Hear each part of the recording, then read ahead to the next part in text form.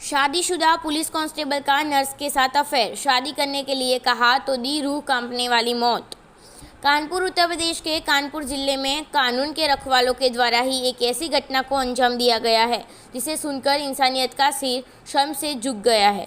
बताते चले कि कानपुर पुलिस के हेड कांस्टेबल मनोज के द्वारा नर्स शालिनी तिवारी की दर्दनाक तरीके से हत्या कर दी गई थी, जिसका एक कारण था कि मनोज का शालिनी से अवैध संबंध चल रहा था और शालिनी मनोज से शादी करने का दबाव बना रही थी। लेकिन यहाँ दिक्कत ये थी कि मनोज पहले से शादीशुदा था और उसके 2 बच्चे भी थे, इसीलिए वह शालिनी से जितना जल्दी हो सके छुटकारा पाना चाहता था। इसीलिए उसने अपने दोस्त राहुल के साथ मिलकर शालिनी तिवारी का अपहरण कर लिया और गला दबाकर उसके चेहरे को कुचलकर हत्या कर दिया और उसके शव को कुएं में फेंक दिया।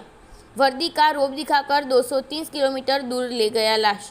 शालिनी तिवारी का हत्या करने के बाद मनोज वर्दी की हनक दिखाकर 230 किलोमीटर दूर एटा पहुंचा, जहां पर शालिनी के शव के चेहरे को क्षत विक्षत किया जिससे कि वह पहचान में न आए। फिर उसने उस शव को कुएं में फेंक दिया। इसके बाद वह कानपुर लौट आया और अपना सामान्य जीवन जीने लगा।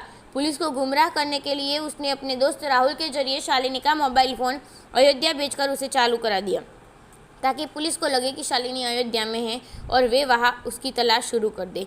3 माह बाद 10 दिन बाद पुलिस ने मनोज और राहुल को गिरफ्तार कर हत्याकांड का खुलासा किया। शालिनी की कॉल डिटेल के जरिए पुलिस मनोज तक पहुंची। मनोज अपने आप को बहुत ज़्यादा होशियार समझ रहा था, लेकिन वो भूल रहा था कि पुलिस विभाग में उसने भी बड़े बड़े होशियार लोग ड्यूटी करते हैं।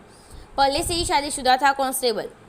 डीसीपी रविंद्र कुमार के द्वारा जानकारी मिली कि मनोज कुमार पहले वर्मा थाने में नैताल था। वह मूल रूप से एटा के मोहल्ले गांधीनगर जेथरा का निवासी है। 2-3 साल पहले वर्मा थाने में नैतानी के दौरान उनकी जान पहचान नर्स शालिनी तिवारी से हुई। धीरे धीरे दोनों के बीच में नज़दीकियाँ बढ़ने लगी और नज़दीकियों प्यार में बदल दिया। फिर उसने बाद कई बार शारीरिक संबंध स्थापित हुई। शालिनी ने मनोज पर शादी के लिए दबाव बनाया, जिसके कारण मनोज ने उसकी हत्या की योजना बनाई, क्योंकि मनोज पहले से ही शादीशुदा था।